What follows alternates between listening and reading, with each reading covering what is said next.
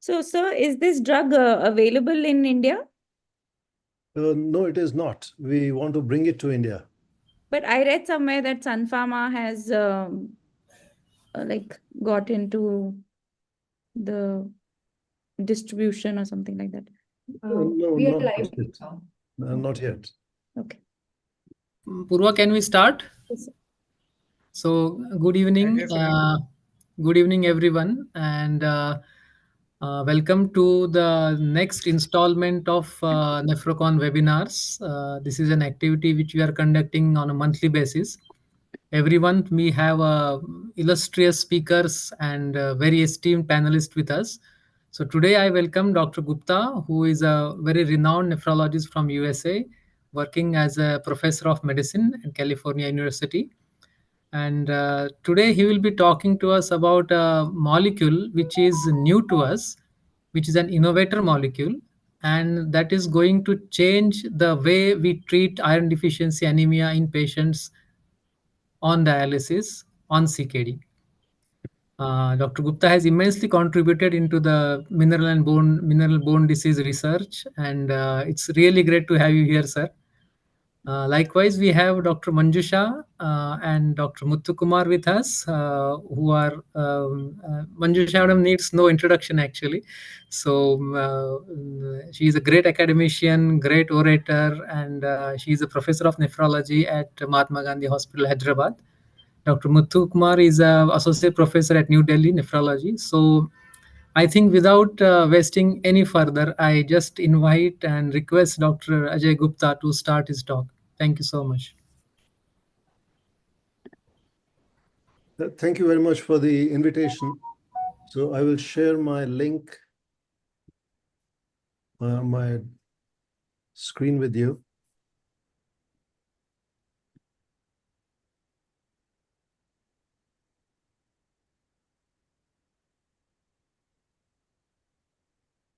So I hope everybody can see my screen. Yes, sir. Okay, very good. So in hemodialysis patients, as we all know, patients lose blood and iron. They need erythropoietin for stimulating the bone marrow. We effectively treat erythropoietin deficiency. We effectively treat absolute iron deficiency by giving patients intravenous iron. Where there is an unmet medical need is the functional iron deficiency and the anemia of inflammation, what in yesteryears was known as anemia of chronic disease. This particular molecule, ferric pyrophosphate citrate, addresses this unmet medical need, not just in hemodialysis patients, but also in patients who have anemia of inflammation, for example, rheumatoid arthritis, cancer, etc., where there is iron sequestration, not absolute iron deficiency. They have iron stores, but they are not able to mobilize the iron stores and have functional iron deficiency. And that's what we're going to talk about today.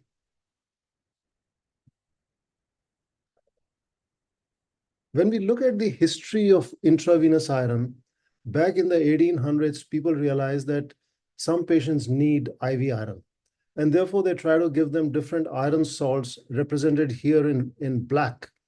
And these led to catastrophic reactions. So they would have complement-mediated anaphylactoid reactions. And therefore, in the 1930s, 40s, the scientists said, you know, we can never administer an iron salt, and let's start synthesizing iron albumin complexes, iron sugar complexes. And that's what we've been doing for the past 80 years or so. We've been designing an iteration of iron carbohydrate complexes. Now, these molecules, they work perfectly. If there is a lady, she has massive iron loss for heavy menstrual periods, dysfunctional uterine bleeding, she's iron deficient, she's not inflamed. These molecules are designed for such a patient, and they work wonderfully. They have nice bioavailability. These patients have very low hepcidin levels, and therefore they can mobilize iron from the iron stores easily. The problem comes when we start treating patients with inflammation with these molecules, as I will outline for you the unmet medical need and how ferric pyrophosphate citrate, the trade name Triferic, goes to provide a solution to this problem of functional iron deficiency and iron sequestration. So in hemodialysis patients, we give them erythropoietin, which expands the red blood cell mass that requires iron. We give them intravenous iron. And when we give them intravenous iron, there is release of hepcidin, as you will see. Intravenous iron leads to a rise in hepcidin by 20-fold or so, as you will see in the next few slides. And hepcidin blocks ferroportin. So it blocks the mobilization of iron from the iron stores. IV iron complexes, these are nanoparticles. They are taken up by the macrophages, and they have to be released through the ferroportin in the macrophages. But the ferroportin is blocked by the rise in hepcidin. Hepcidin is increased, one, because of the concomitant inflammatory state in dialysis patients, and secondly, because of the intravenous iron per se, raising the ferritin levels and increasing the iron stores. And therefore, this hepcidin blocks the iron release from the macrophages, and the iron gets sequestered and leads to functional iron deficiency. Concomitantly, hepcidin blocks the iron absorption from the GI tract, and consequently, oral administration of iron is not the standard of care for hemodialysis patients. This demonstrates that in a patient on hemodialysis, when there was administration of intravenous iron, there was an increase in ferritin levels, and concomitantly there was a 20-fold increase in hepcidin levels, which will block the iron availability from the IV iron. This is a classic example. The patient who was iron deficient, microcytic hypochromic anemia, low ferritin levels, received IV iron, and the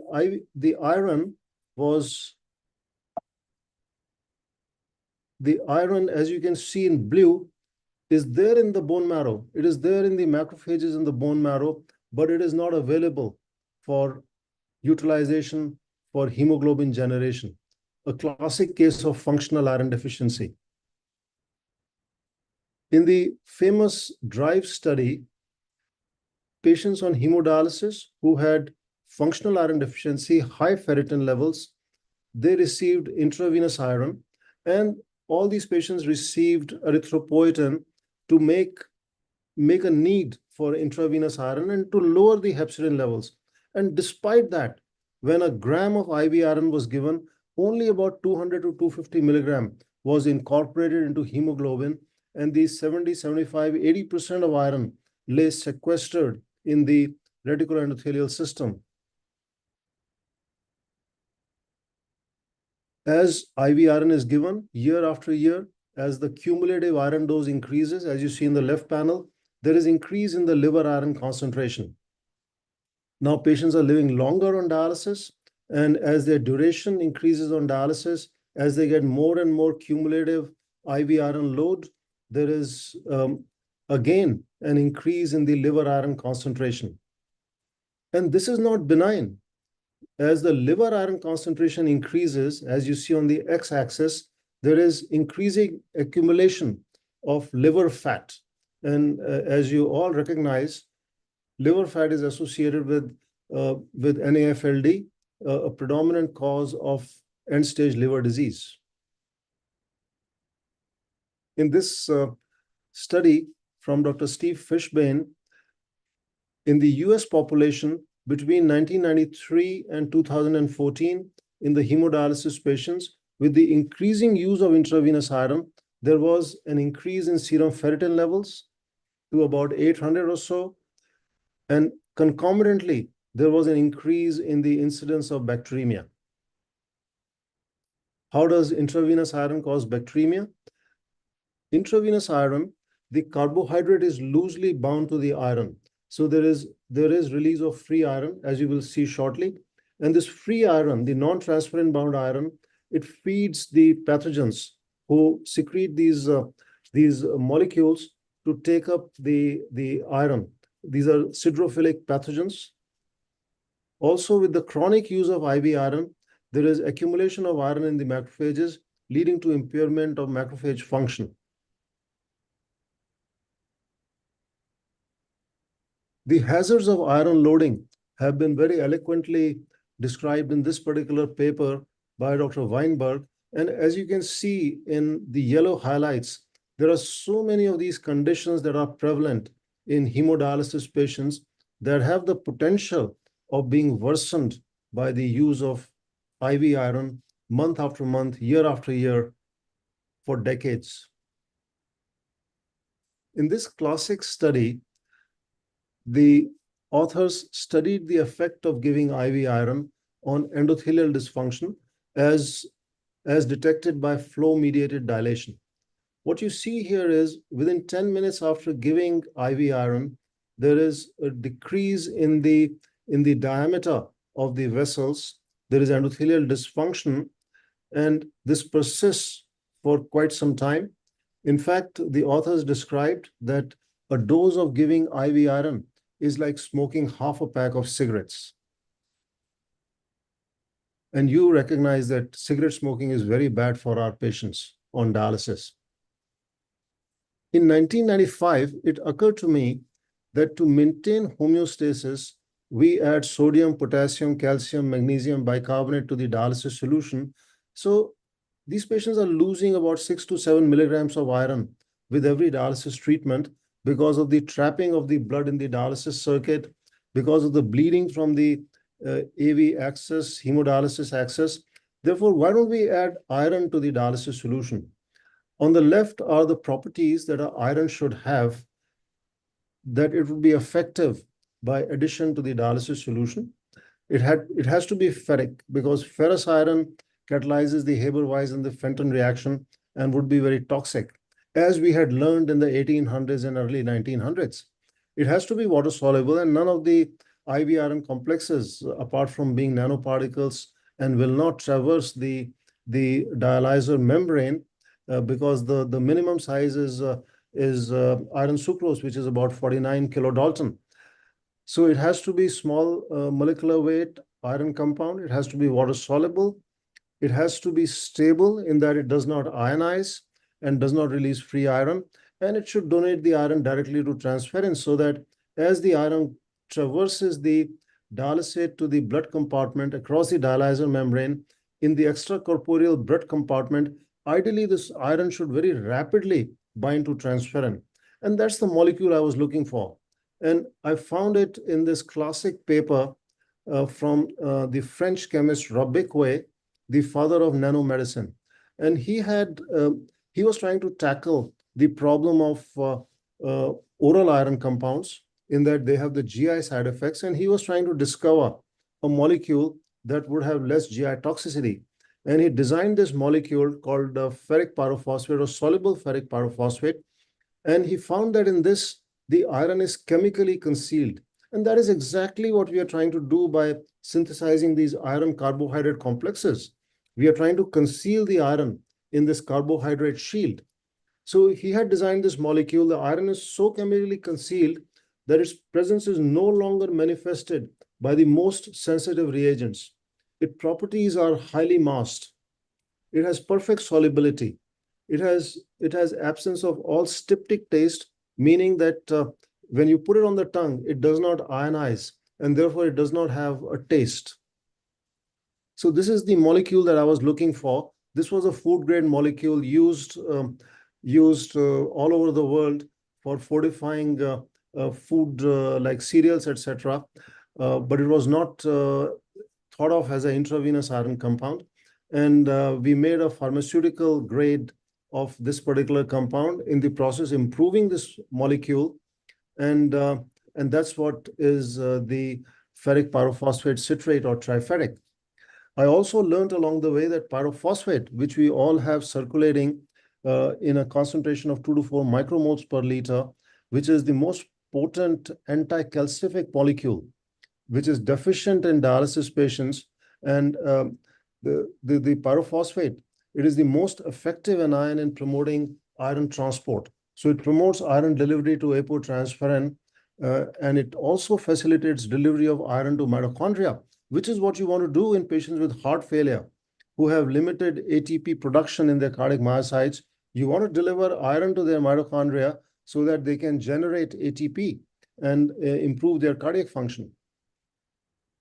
This is the molecule. On the left panel, you see it has a central ferric iron complex to the pyrophosphate in blue, and it's complex to one pyrophosphate molecule. And on the left in the red are the citrate molecules, and each iron is complex to two citrate molecules. And this confers great iron solubility, water solubility to this compound to the tune of 1 gram per ml. On the right panel, you see, if you zoom in, you see the P1 and P2 sites where my cursor is pointing. And these are the pyrophosphate binding sites on transferrin. So essentially, the pyrophosphate on Triferic binds to the P1 and P2 sites. It opens up the transferrin molecule so that the iron can bind to the iron binding site. So Triferic is a form of protected iron. It's the only approved parenteral iron that is a salt, is soluble, that is non-colloidal, and not conjugated with a sugar moiety. All the components of this molecule are physiologic: ferric iron, citrate, pyrophosphate. Therefore, it does not have any anaphylactoid reactions. It has a molecular weight similar to B12, so it dialyzes nicely, as you will see. For addition to the dialysis solution, it is added to the liquid bicarbonate concentrate, not to the acid concentrate. It is not compatible with the bicard cartridge or with the Fresenius bibag. It is only compatible with the liquid bicarbonate concentrate, but it can be delivered intravenously on the heparin pump in conjunction with heparin. It is stable with heparin, and therefore, in patients who are dialyzing using the solid phase Fresenius bibag, it can only be delivered intravenously. And it replaces the 5 to 7 milligrams of iron lost with each hemodialysis, thereby maintaining the iron balance. And we are nephrologists. We are all in the business of homeostasis, perfect sodium homeostasis, potassium homeostasis, calcium, magnesium. And this molecule offers us to maintain homeostasis, iron homeostasis in our hemodialysis patients. What you see here in the left panel is, in the solid red line, when you deliver Triferic by adding it to the dialysis solution, during the 4 hours of hemodialysis, there is a slow, gradual increase in the iron concentration. And then once the dialysis stops, over the next 8 hours, the iron levels come down.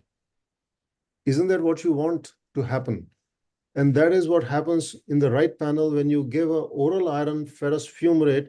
That's exactly what happens. The iron levels rise for the first 4 hours, and then in the next 8 hours, they come back down to baseline. So it's a very physiological molecule, and the pharmacokinetics of iron delivered this way is very physiologic.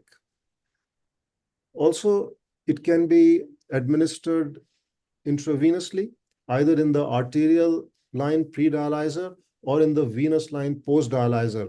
It does not make any difference to the iron levels achieved, because in the extracorporeal circuit, the iron, even if it's given in the arterial line, it binds so rapidly to transferrin that there is no diffusive efflux of iron from the blood compartment to the dialysate compartment. So the iron levels are achieved equally as well if you are giving it intravenously in the post-dialyzer line. It generates, during the second half of dialysis, the transferrin saturation rises to 40, 50, 60, 70%, generating dipheric transferrin. And dipheric transferrin is very avidly taken up by the erythroid precursors in the bone marrow. And this is very similar to what happens when you take an oral iron supplement. And there is no generation of non-transferrin bound iron or free iron after giving Triferic. What you see here is that the current intravenous iron compounds And if you just focus on the black line, the solid black line, that is the free iron generated after giving the different iron molecules. You see the tremendous increase in free iron after giving iron sucrose. And Triferic does not generate free iron. There is no oxidative stress after giving Triferic. We have looked at MDA, IL-6, F2 isoprostanes, F2 isofurans, CRP, and there is no signal for any oxidative stress either acutely during a dialysis treatment or chronically after 9 months of treatment with Triferic. It does not increase hepcidin levels either acutely during a acute treatment or following 9 months of Triferic with every hemodialysis treatment. On the left panel are the phase 3 trials done in the US and Canada, which show that Triferic maintains hemoglobin and ferritin levels. When you give it for a period of a year or so, it does not increase ferritin levels. It maintains ferritin levels, it maintains hemoglobin, and that's exactly what you want to do in your hemodialysis patients. In the right panel is the PRIME study, where Triferic was able to maintain the EPO doses, whereas in the control group that was getting iron as per the FDA guidelines, that you should only give IV iron when the patient is actually iron deficient. In these patients, there was a rise in the EPO requirements. So this describes the mode of action. Triferic is added to the dialysis solution or given intravenously directly. It donates iron directly to transferrin, which goes to the bone marrow and is incorporated into hemoglobin. And unlike IV iron, it does not require, it's not a nanoparticle, is not taken up by the reticuloendothelial system, very similar to the orally absorbed iron. The orally absorbed iron does not go to the reticuloendothelial system. It binds directly to transferrin in the portal circulation after intestinal absorption. There may be an incompatibility with HIF stabilizers in terms of IV iron, and this has been described by Dr. Thomas Gans. And what you see here in the top right panel is the PhD messenger RNA, which is increased by intravenous iron. And what we want to do is we actually want to block the PhDs so that we stabilize the HIF and it promotes erythropoiesis. So there seems to be a conflict between IV iron and the HIF stabilizers. So in summary, this slide summarizes and contrasts Triferic versus intravenous iron. And I will just focus on Triferic. And you can just look at intravenous iron yourself. But Triferic donates iron directly and rapidly to transferrin in the extracorporeal circuit. It can be given IV to patients who are inflamed, who are in the hospital. They have cancer, they have prolonged hospitalization, they are iron deficient, they have heart failure. So these patients during their hospitalization can get slow, continuous infusion of Triferic, and they would benefit in terms of perhaps reducing the need for transfusions.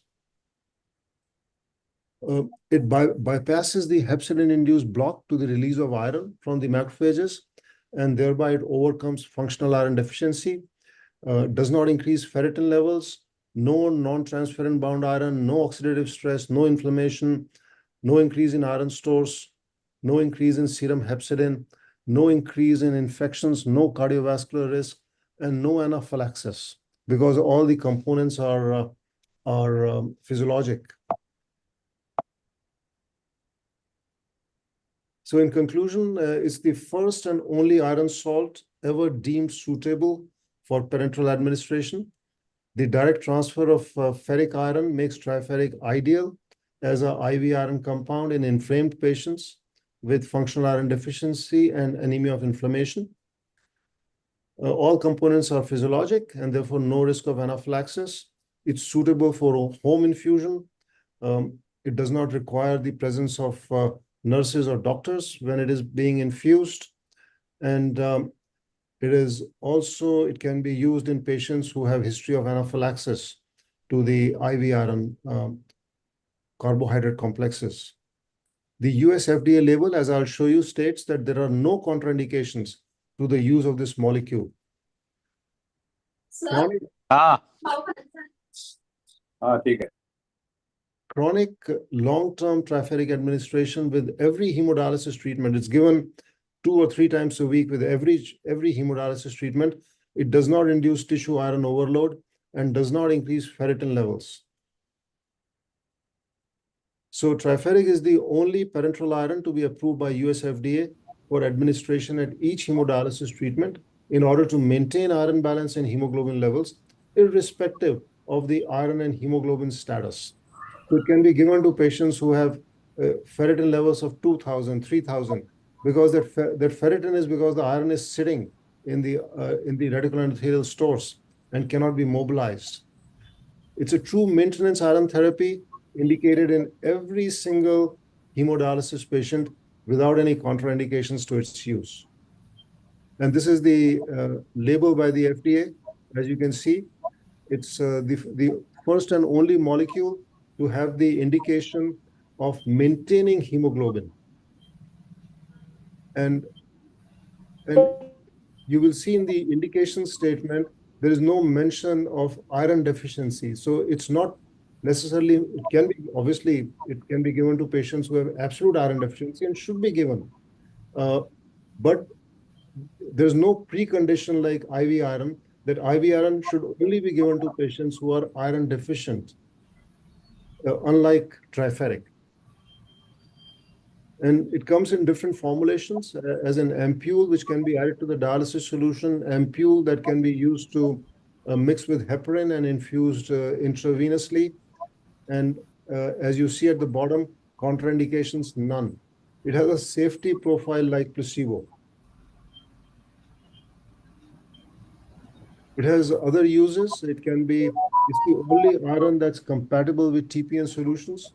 As I mentioned to you, it can be given by slow IV infusion in hospitalized patients. And I'll stop there and take any questions. And thank you for your attention.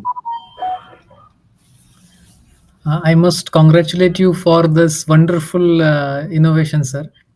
After listening to your talk, I was just wondering, did you choose citrate as a preference? Because the citrate molecule itself has a biochemical similarity to ascorbate. It is just one oxygen radical less than the ascorbate, and it itself is a very proven antioxidant. It's an immunomodulator. It gives the insulin independent calories. It reaches the mitochondria without the need of insulin. So do you have any preference? Did you have like any preference or citrate, or it just occurred like that? Because it's really wonderful to combine these two components together. It's Right. like a win-win situation, I mean. Right, right. So as you rightly point out, citrate goes through the citric acid cycle. And it just so happened because Robiquet, the French chemist, he had synthesized the soluble ferric pyrophosphate, which had citrate. He had used the citrate of ammonia in the synthesis of the molecule, and that's why the molecule was soluble. But that molecule had only one citrate. And when we synthesized the pharmaceutical grade Triferic, there was actually, just by chance, another citrate that appeared, so that there are two citrate molecules, which make it much more highly soluble than the molecule that Robiquet had synthesized. So thank you for that very astute comment. Yeah. Yes, yes. So the next thing is citrate chelates the calcium. So will it be beneficial to maintain the fluidity of the extracorporeal circuit during dialysis? Does it contribute to it? Right. I don't think so. And the reason being that the citrate is in a very small concentration. So as you know, there are these citrate dialysis solutions, Yes. which have about 2.4 milliequivalent per liter of citrate. Here, this is in micromoles. Micro. So I don't believe that this is going to necessarily increase the fluidity of the circuit. The main reason citrate is here is for the solubility of the molecule itself. The pyrophosphate is a different story. So the citrate, circulating citrate in our circulation is in a very large sort of concentration. Yes. And so, relatively speaking, the citrate in this molecule is in a very small concentration. On the other hand, the dialysis solution, after you add this molecule, has about 2 micromoles per liter of pyrophosphate, which matches about the concentration of pyrophosphate in the circulation. And therefore, this will prevent the depletion of pyrophosphate. And if you simply look into the pyrophosphate, it is a most vital molecule. And I would submit to you that pyrophosphate deficiency and the chelation of pyrophosphate by IV iron, when we give IV iron, there is free iron that chelates the pyrophosphate. And I believe that that is the mechanism underlying the acceleration of vascular calcification by IV iron. So this molecule is could be a very potent anti-calcific agent in its own right. But I cannot claim that because we have not studied that in our clinical trial program. Actually, I have many questions for Dr. Gupta, but I have to resist my temptation here. We have two very esteemed panelists with us, and I'll go ahead with asking a few queries to them. So, Dr. Muthukumar, are you there?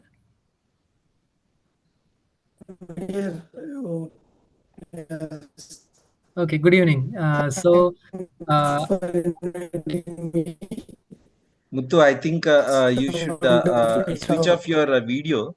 Your The voice bandwidth is is cracking, probably sir. little less, Muthu. Maybe you can go for audio itself. Yeah. Yeah. So, yes. Yeah, I got it. okay, Yes. fine. So I see we have like I suppose I listened want- to Dr.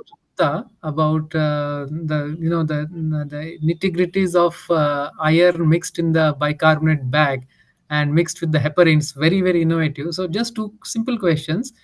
Like, do you think how the oral iron will become obsolete in patients with chronic dialysis when we shift to triferin? Will it be like no need to give oral iron? What is your take on it? Well, oral iron. Yeah.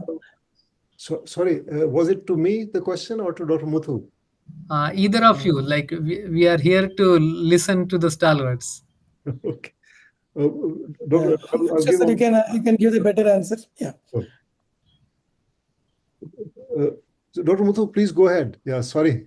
No issues. Actually, not only in the dialysis population, so the oral iron is standard in non-dialysis CKD. As such, in dialysis population, almost like in 95% of our population, whom if you don't have an inflammation or an raised or iron overload, so we don't prescribe oral iron. There are so many reasons to it, and probably one of the compound which have poor absorption, and it has there is functional iron deficiency also along with chronic inflammation, and the oral iron has its own side effects causing constipation, and the adherence per se is not that great.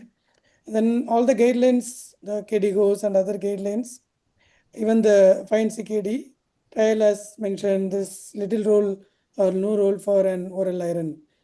And one of the problem in non-dialysis CKD is the IV access, but that won't be an issue in dialysis patients.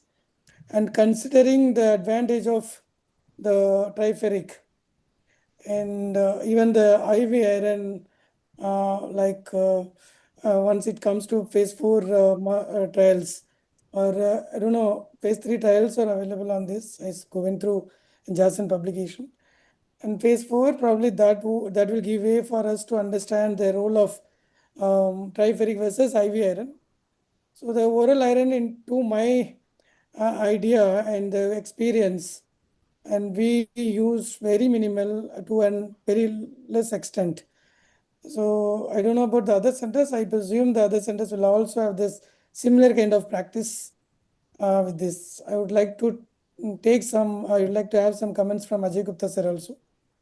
So his take on this question, whether this becomes absolute or not.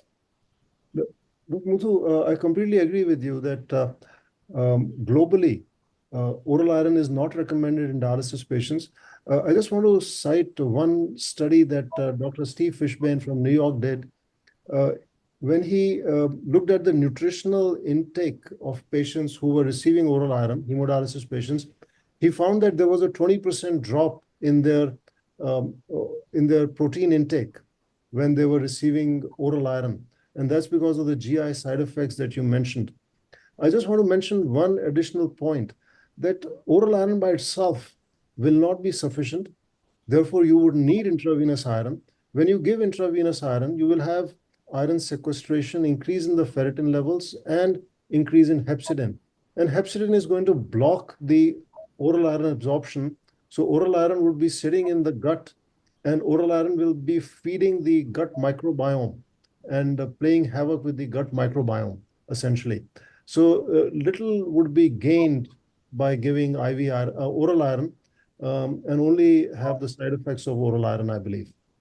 There are some sidrophilic bacteria which were found to be thriving in the gut if we are giving oral iron. So my second question is, Dr. Muthu, is what is your trend in your clinical practice about using the iron salts? What are your way of using iron salts in your clinical practice? We use, clinical, the frequency actually depends on the patient's iron stores and the ESA agent we use. We typically give irons when the T-sat is less than 30 and the ferritin less than 500. And those patients who had an HB of less than 10, even if those are more than 10, and if the deficiency, there is absolute deficiencies there, we give. And we give common practices to use iron sucrose, 200 milligram IV intravenous every fortnightly. IV 100 milligram IV iron sucrose once weekly. And recent days we also use ferricarboxymaltose that we give 500 milligram once in 4 weeks. And the iron stores and the indices were monitored usually 1 to 3 months, and the dosage is further adjusted based on these levels. We know that the practices will be varying, and we use erythropoietin from 4,000. Like it's in terms of per kilogram body weight. We don't take that per kilogram body weight from 4,000 and usually 10,000. We don't go more than 80. I like 80 to 100 IU per kilogram per week. So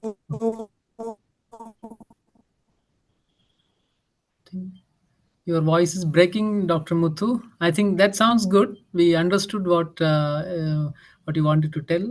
Simaji, can we have next slide? Could I ask a question here, if I Yes, may? sir. Yes, Uh, sir. So in the US, the average IV iron administration is about 3 grams, 2.5 to 3.5 grams per year per patient, hemodialysis patient.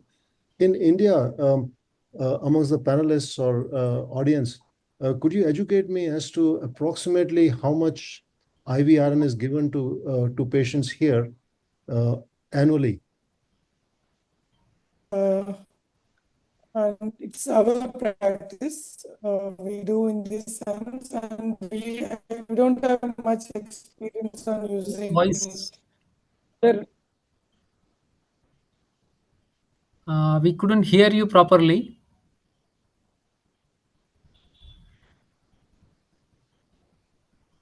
So let me answer this question, Dr. Gupta. Remote, yeah, that is why we are not able to hear him. He's Okay. at the camp, yeah. So see, in my center, like we have a protocolized checking of the iron indices, simple tests. We do that on a monthly basis, and based on that, we supplement the iron. But mostly, we prefer giving carboxymaltose on a monthly or bi-monthly basis. And on an average, the amount which is supplemented is 2 to 3 grams annually. So that is what we do. Of late, we have started looking at looking at the ferritins on a more frequent basis, because that is giving us some information about the inflammatory load on the patients. So that is what simple change we have made in our center.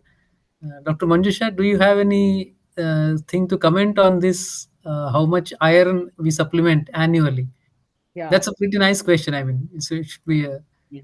Before answering your question, it's an amazing talk and a milestone discovery, of course. I think we should congratulate Dr. Ajay Gupta for bringing in a new element, in fact, which is not known because of non-availability of the drug for our utilization. But it's a very good thing. And of course, the innovative route of utilization is the one which is more appreciated, like the dialysate way of utilization is something which we need to learn.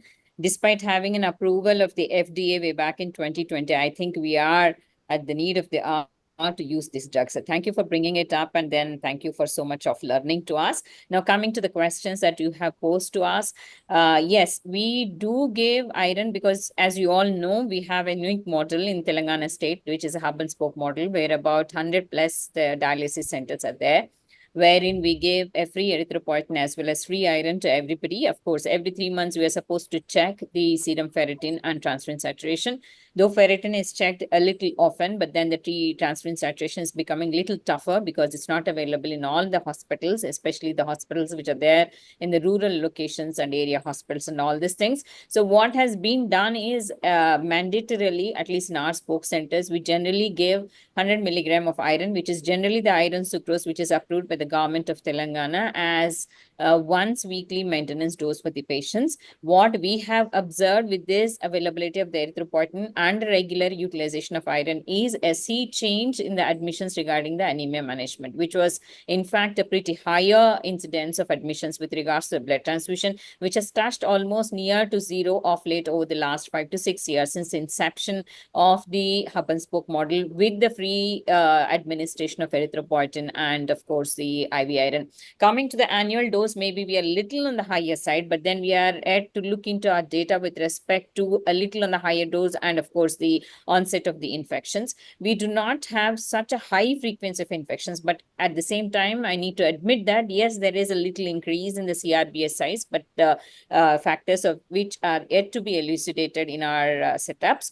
But this is the strategy that we give. We give a weekly iron therapy of iron sucrose for all the patients, and our mean hemoglobins of almost all the units, it's our surprise, it's between 9 to 10 gram per deciliter. So that's in fact a pretty better management of anemia, at least in our patients who are in fact a low socioeconomic. And we do not use oral iron at any point of time in patients on dialysis, as has been alluded to, like the symptoms of GI and all will be pretty high. So we generally do not prefer it. It's only iron sucrose, and of course it's like direct administration therapy of both the erythropoietin as well as the iron.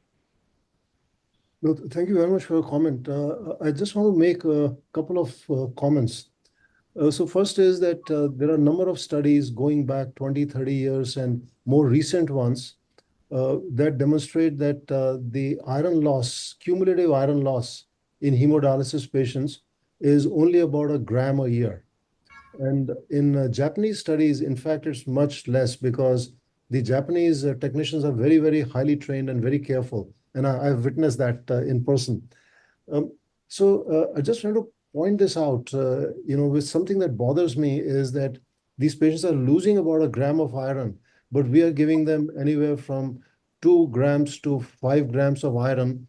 And as patients live longer, all this iron is going to accumulate and it's going to cause macrophage dysfunction. It's going to cause hepatic,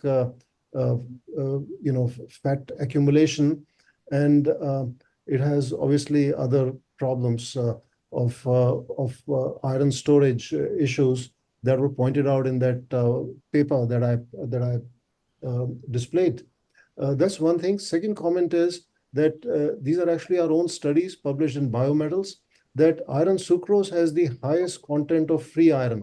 So these were done in collaboration with Professor Alvin Crumbliss, who was the dean of chemistry school at Duke and the best known iron chemist in the world. And we found that 15% of iron in iron sucrose is free iron. And so therefore, if you're giving 100 milligrams of iron sucrose, you are essentially giving 15 milligrams of free iron. And that's why the moment you cross 200 mg of iron sucrose, you have to deliver it slowly, otherwise it will cause free iron reactions. Yes. That's one. Secondly, I'm a little concerned about some iron molecules because of the FGF23 issue. So what I have observed in India is that that active vitamin D analogs are not used uniformly. PTH is very expensive, so it's not done uniformly in patients. So my concern is that with some molecules, and I'm not going to name the molecule, but you'll have increase in FGF23 levels, which are associated with the left ventricular hypertrophy, cardiovascular risk, and very importantly, they would inhibit the 1-alpha hydroxylase, and therefore they would inhibit the generation of calcitriol. And the endogenous calcitriol in these patients would be very important for macrophage function, because it seems that majority of these patients are not getting active vitamin D analogs. So I just wanted to point this out, other than, of course, vascular calcification and bone disease and so on and so forth. But this is something that I think it has not been discussed, to my knowledge, very much in the literature. Absolutely, absolutely. So I'm really happy you have brought up two in molecules of my interest, citrate and FGF23. Incidentally, FGF23 was the topic of my research at Hyderabad, and thank you so much for that. Yeah, it was Coming my back- thesis as well, Dr. Girish. So I think Okay. my thesis topic was FGF23 and cardiac outcomes in CKD patients. I hope I didn't copy from you. So coming back to Dr. Manjusha, madam. Madam, cost is involved in treating iron deficiency anemias, and the cost is twofold. One is testing for the iron stores and iron indices, and second is administration of the iron molecules. So, do you think the triferic or the ferric pyrophosphate citrate will change some of the cost angle? Because in India, cost and expenses is a really important issue to all of us. So there are a couple of things which I would like to mention following Dr. Ajay Gupta's comments. Sir, I would just like to appraise you that Telangana is the first state which has taken up a free dialysis for all the patients available in the state who are below socioeconomic status. That's in fact the first of its kind across the country, delivering about 10 to 12 sessions per patient per month, free of cost, with all the drugs and all this. So it's been a pilot mode for us to give. It's been a Herculean task to work out for the cost expenditure for the erythropoietin as well as the iron. So we have been doing pretty well. But then the scientific concepts that you have just discussed about have to be looked into. But what we have notice is that the people are, prudent in attending the dialysis sessions. There's no dropouts, or death rates have come down drastically. In our own study, in unpublished data over the last 5 years, the anemia blood transfusions have come down, the mortalities and the hospitalizations have come down. So that to that effect, in Indian perspective, I think it's a pretty good achievement. That's what I understand. The second thing, as you said, the molecule of the sucrose. Yes, I do agree from the scientific perspective. We need to have for a better molecule, which probably has a lesser impact on what other organs affect, whatever has been said, whether it is a bone, whether it is a heart, we need to have a lesser side effect, of course, the infections as well. So we need to move forward as far as the betterment of an iron molecule is concerned. But as of today, we are still sticking on to the iron sucrose. And the iron sucrose appears to be little cost effective, sir. My next question to you is, how is it going to be cost effective in our scenario if it is released in Indian perspective? But before that, let me answer Dr. Girish question. See, doing these indices in our setup definitely is associated with a lot of cost. In the RFP that is given to us, as because this goes under public-private partnership.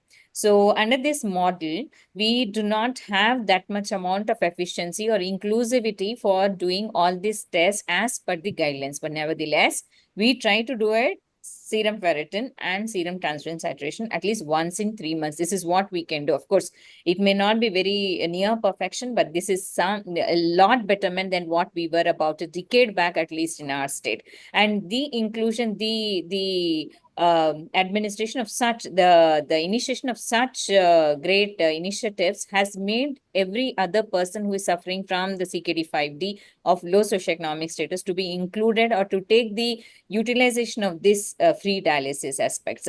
So definitely is going to be cost effective. The second aspect is ferric pyrophosphate citrate. So if it is coming out to be very cost effective, I'm really not sure how much it costs in Indian scenario once it is released into the Indian market. But then having such benefits, whatever has been described, giving across the dialysate and then achieving the levels, whatever has been said, and of course, the utilization being better, the other salient point being lower doses of requirement of erythropoietin. So all these things, if they're going to make a good financial change or financial discrepancy in, that means the government looks at the financial advantage. If it is going to have such a great advantage, simultaneously not having any other effect by giving through the dialysate, definitely it's a highly welcomeable concept. But the only thing is, the scientific question from my perspective, sir, to you is, by giving a ferric pyrophosphate through the dialysate, is a PK pharmacokinetics of the patients going to change vis-a-vis when we compare to the intravenous ferric pyrophosphate, or it is going to be the same? And the second question from my end is, we do get to see patients a little in the infection side or probably underlying, body surface area being little different and all this. So do we change according to the weight or body surface area, or probably an underlying infection with regards to the dosage of the ferric pyrophosphate? These are a couple of questions to you, sir. Well, thank you very much. First, I want to congratulate you and the government of Telangana to make dialysis available free. I remember the days when I was doing my MD medicine at AIMS back in the 80s. And I still remember one bank employee, just a 30-year-old father of two kids who essentially could not afford dialysis, and he passed away from lack of dialysis. So we've come a long way from there. And the Indian government and Telangana has really to be applauded for making this available. So that's one. Secondly, Triferic will be available to every single patient. We'll make sure that it's very cost effective. It's an iron salt, so making it is much less expensive and complicated than making an iron carbohydrate complex. Then it will save patients a lot of headache and money, because patients many times have to go and buy, not necessarily in Telangana, but elsewhere, they have to go and buy the IV iron. Here, the IV iron will be added to the dialysis solution or given, so it will be provided by the dialysis center. Yes. Now, so that saves the patient a lot of headache. Also, because no testing is needed for prescribing Triferic, so you don't have to test TSAT, ferritin. There is no contraindications to its use. It's simply replacing the iron that is being lost in the dialysis treatment. Ferritin can be 10,000. You can still give Triferic because it's just maintaining the iron balance. The ferritin level went there to 10,000 because the patient was needing iron for hemoglobin, but it was not working. And that's why patient kept on getting IV iron and the ferritin levels skyrocketed. So this will bypass that problem. So it will reduce the cost of care tremendously, while all the patients will be able to get a little bit of IV iron. Some of these patients will have excessive iron losses because the dose is fixed. And I'll come to that briefly. The dose is fixed. So some patients who have excessive iron losses from the GI tract or whatever, they may need some once every 6 months, once a year, once every 2 years. They might need a supplemental dose of IV iron. In terms of the pharmacokinetics, I showed you the pharmacokinetic graph, and I'm happy to show it again. But the pharmacokinetics of Triferic being delivered via dialysis solution or intravenously is identical. Because again, intravenously, it is given by slow continuous infusion. It's not a bolus infusion. And so the PK is identical. In terms of the adequacy, that are we delivering enough Triferic? So I'd like you to imagine this system that, in dialysis, we measure urea reduction ratio or KD over V, and we ensure adequate urea removal, adequate dialysis. And as we ensure that enough iron is going from the dialysate to the blood compartment. So it's a system that regulates itself in ensuring that enough iron is delivered. And that's why if you look at our publications in NDT and Kidney International on the phase 2 and the phase 3 trials, what you will notice is that the patient comes in for dialysis at, let's say, a TSAT of 20%. Then at the end of a dialysis treatment, their TSAT can be 60%, 65%, 70%, but it doesn't exceed 80, 90%. And then rapidly, this is when they are making diapheric transferrin, which is being taken up by the bone marrow very rapidly. And then within the next 8 hours or so, the iron levels come back down to baseline. So compared to IV iron, which circulates in the body for a long time, generating free redox active iron, here this is very physiologic system, just as if you had taken oral iron, but oral iron absorption was not blocked because of hepcidin, and patient was getting bioavailable iron through oral irons. The PK is identical almost to oral iron administration. Sir, Ajay sir, I have one question. As I was going through the presentation, there were multiple delivery forms that were mentioned. One is the sachet or the powder, which can be used for the bicarbonate tank of the dialysate, and then the other is the IV form. So if we use one sachet, like you're proposing to mix that one sachet of powder to the entire dialysate tank? Yeah, that is correct. So normally in India, what I've seen in the dialysis units is that there is a 100-liter tank of liquid bicarbonate. So the technician would, as he's filling the water in RO water into the tank, he's emptying bicarbonate packets. So he would empty like 10 sodium bicarbonate packets into this 100-liter tank. And so into this 100-liter tank, just one sachet of Triferic, which has 272 milligrams of iron, and that is sufficient for about 15 hemodialysis patients. Okay, so That's wonderful. okay, That's wonderful. and That then, sounds good. yeah. So the next question is, apart from sachet, can we use like any tablet? Because sometimes what happens is when you're trying to pour the sachet powder, it can split up and some amount of the molecule can be lost. Because here we are talking about precision driven therapy. So is there any other form you are considering, sir, like rapidly disintegrating tablet or something which would, because I understand citrate quickly dissolves in the water. Yes, that's something we are working on, actually. Okay. So a couple of questions from my end. There has been, this was initially approved in 2015 by FDA, but later by 2020 by FDA, the final approval. And then the post-marketing surveillance is also done in Western with the Fishbane's analysis about publication 2022, which has shown that it is pretty safe. So, do you think the long-term effects and the cardiovascular outcomes are also studied? And what is a major barrier or challenge that you foresee for its utilization in LMICs like India? Because the benefits completely outweigh the risk, the benefits of cost, the benefits of logistics of administration. As you said, if it's given in dialysate, it is through the public partner private ship. The service person, he himself will add into the dialysate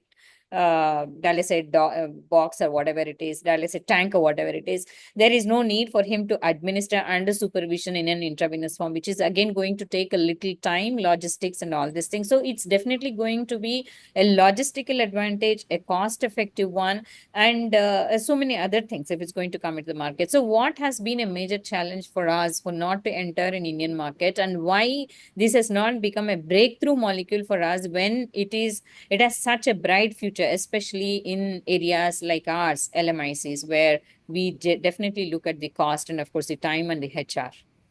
Right.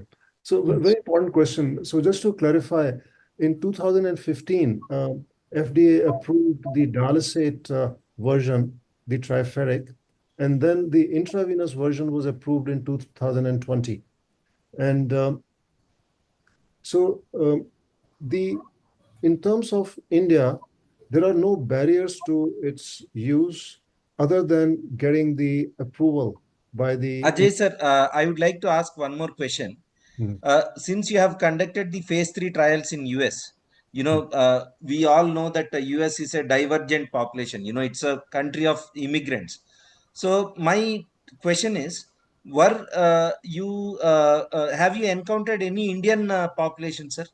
Because any American Indian population, because sometimes, the general tendency for any of us is, when we get a new molecule, our first thought process is, how is this molecule going to be received by our race and our ethnicity? Although this molecule bypasses the oral absorption, and it bypasses all the genetic variations that may come in picture, but still, it is natural human tendency to question ourselves that how this molecule is going to behave in Indian population. So I'm asking you whether you had any chance to give it to some of the Indian ethnicity population in US. Yes, indeed. So this is the data, and indeed there were 44 Asians, and subsequently there have been published trials amongst the Chinese. I'd like you to focus on how this is working. So the action here is in the extracorporeal circuit.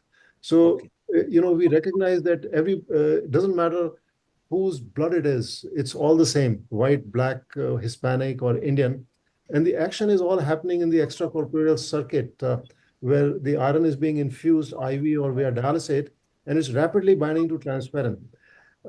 So consequently, what we observe is that irrespective of the race, all patients have similar increase in the serum iron levels with the dialysate administration. And in the red, you are looking at the increment in the iron, and in blue, you're looking at the baseline iron levels. So these are all very similar across the various racial and ethnic groups.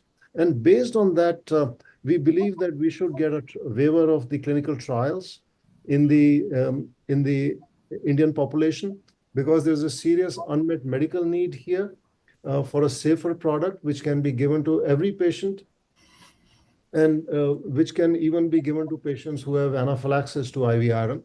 It has a safety like placebo, no contraindications.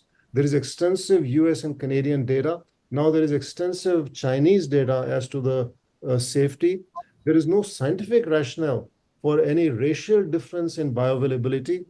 There are no racial determinants of iron metabolism that have been identified, even though we know about iron deficiency for the last 200 years. And no racial determinants identified in the Triferic development program. So I believe that there is a strong case to be made for the... Yeah, see, I think since there were American Indians as well, so I think we have pretty much observed how the Indian population also behaves to this molecule, because that's a natural tendency, sir. How this molecule would be taken in our patients, since there were American Indians also in this study. So I think that doubt has also been cleared as far as I look at it. Right. And I just go back to the issue of delivering this molecule, and just want to share this with you quickly, if I may. And so these are the different ways it is delivered. So this is it can be delivered into a 10-liter Part B liquid bicarbonate concentrate, where an ampule can be added with about 27 milligrams of iron. And so when you add this, then about 7-8 milligrams of iron. So about 7-8 milligrams of iron ends up in the circulation, and rest of it goes down the drain. And here what you see is the Triferic sachet, which has 272 milligrams of iron, and this is added to the 100-liter tank, as you see here. And this is the setup that I had 30 years ago at Henry Ford Hospital. So it has not changed very much. And this was the tank where, for my trial in 1996, I mixed the soluble ferric pyrophosphate, the older compound, into the tank in the liquid bicarbonate. These are for the intravenous iron administration, and similar for the administration into the dialysis solution. These are the ampules. These are blow-fill seal ampules. The drug is more compatible and more stable in plastic than in glass. And these are the instructions of use, etc. So, and this is, I believe, the best system in the world for delivering dialysis is the Japanese central dialysis delivery system, where the final dialysate is made in the back room, and then it is pumped through a single pipe through the entire dialysis unit. And this is the safest, best, greenest system used in Japan for 30, 40 years now. And this is highly compatible with that system as well. And it's my desire to bring that system to India for a variety of reasons. So I'll stop there and take any questions. I did mention that it is not compatible with the buyback. And Yeah. for these patients, it has to be given intravenously. So then, it has to be mixed with heparin, sir? yes. So this is And the process. So this is a blow-fill seal ampule, and you basically twist off the cap of and this is the ampule, and then you insert your syringe in there, lure lock it, and then take the Triferic in the syringe, and then you can take the heparin in the same syringe, and then mount it on the dialysis machine. so thank you so much, Dr. Gupta. It was a great learning today, great learning experience. So I think we look forward to Triferic hitting Indian markets soon, and let our patients be benefited with this innovative brand. There was only one question by Professor S.G. Kulkarni about assessing bone marrow iron stores. So have you tried it in your practice, like as a routine tool? Right. This being invasive, even in patients who need bone biopsies for renal osteodystrophy, they have become obsolete because of, the trauma associated with it. And I think the splenic iron, which can be estimated by MRI or various techniques, that's a fairly good marker of macrophage iron. So therefore, there has never been a need for that in our practice, especially with Triferic, because ferritin levels don't go up. But even in case of IV iron, I think it's more justified to do the splenic iron by MRI or other techniques, non-invasive techniques. Non-invasive. That's wonderful. Thank you so much. Thank you so much, Dr. Gupta. Thank you so much, Dr. Manjusha. Thank you, Dr. Girish Reddy. Thank you, Muthu. So, Purva, with your permission, can we conclude this session? Yes, sir, sure. Thank you, sir. Thank you so much. It's been wonderful, a lot of Wonderful, learning, yes. I'm sure about that, but definitely looking forward for the availability of such a amazing molecule, which has a lot of benefits with There's regards to potential. logistics and the patient's advantages at the earliest in Indian markets, at the earliest. Hopefully. Thank you. I really appreciate your comments. It was very engaging conversation. I really enjoyed every moment of it. So I want to thank you from the bottom of my heart for Thank you. this very nice interaction. Thank you. Thank you, sir. Thank you, sir. Thank Good night. Thank Good you. night, everyone. Thank you. Take care. Bye-bye. Thank you, everyone. Thank you so much. Bye-bye.